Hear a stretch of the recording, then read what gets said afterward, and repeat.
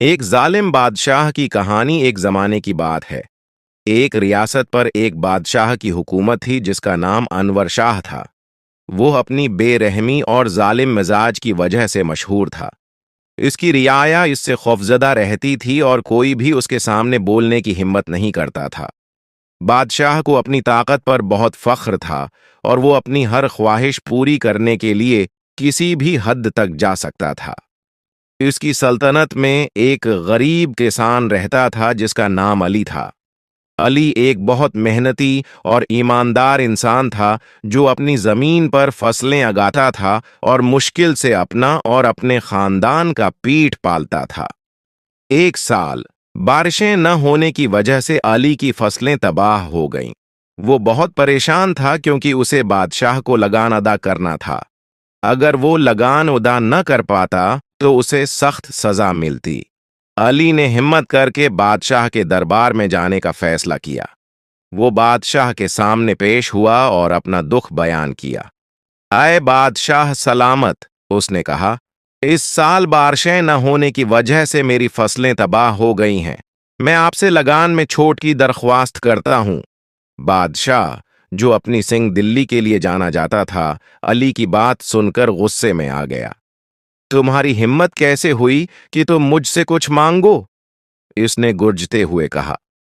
تمہیں لگان ادا کرنا ہی ہوگا، چاہے تمہاری فصلیں تباہ ہو گئی ہوں۔ علی نے دوبارہ منت کی۔ حضور، میں بہت غریب ہوں۔ اگر آپ نے مجھے چھوٹ نہ دی تو میرا خاندان بھوکا مر جائے گا۔ بادشاہ نے علی کی بے بسی پر ہنستے ہوئے کہا، تمہاری غربت میرا مسئلہ نہیں، جاؤ اور اگلے 3 دن میں لگان لے کر آؤ، ورنہ تمہیں قید کر لیا جائے گا۔ علی مایوس ہو کر واپس چلا گیا۔ وہ جانتا تھا کہ وہ 3 دن میں لگان جمع نہیں کر سکتا، لیکن اس نے ہار نہیں مانی۔ اگلے دن ایک بزرگ درویش علی کے گاؤں سے گزر رہا تھا۔ اس نے علی کو پریشان دیکھا اور اس سے اس کی پریشانی کی وجہ پوچھی۔ علی نے سارا ماجرا درویش کو سنایا۔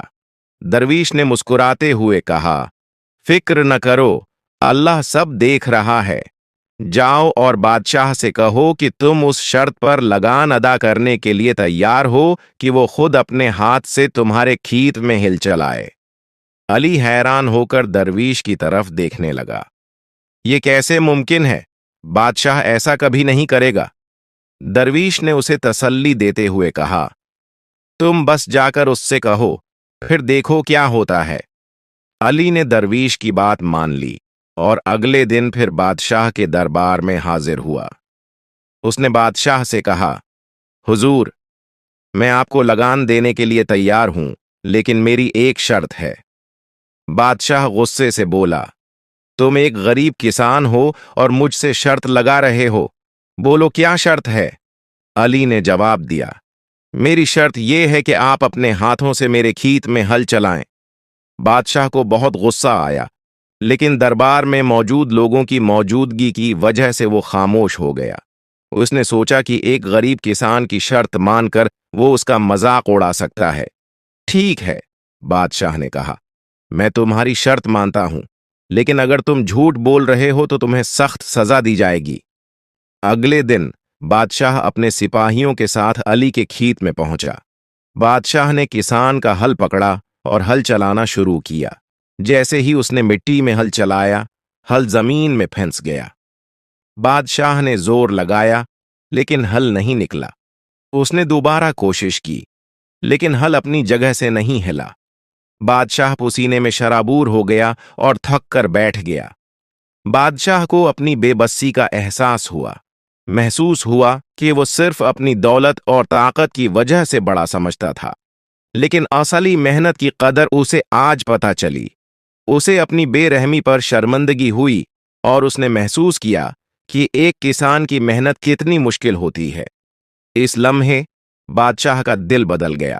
اس نے علی سے معافی مانگی اور نہ صرف اس کا لگان معاف کر دیا بلکہ اس کے کھیتوں کو آباد کرنے کے لیے بہت سی دولت بھی دی۔ بادشاہ نے اپنی ظالم طبیعت کو چھوڑ دیا اور ایک عادل اور رحمدل حکمران بن گیا۔ اس نے اپنی رعایا کا خیال رکھنا شروع کیا اور جلد ہی وہ اپنی محبت اور رحم دلی کی وجہ سے مشہور ہو گیا۔ یوں ایک غریب کسان اور ایک بزرگ درویش کی حکمت نے ایک ظالم بادشاہ کو ایک اچھا انسان بنا دیا۔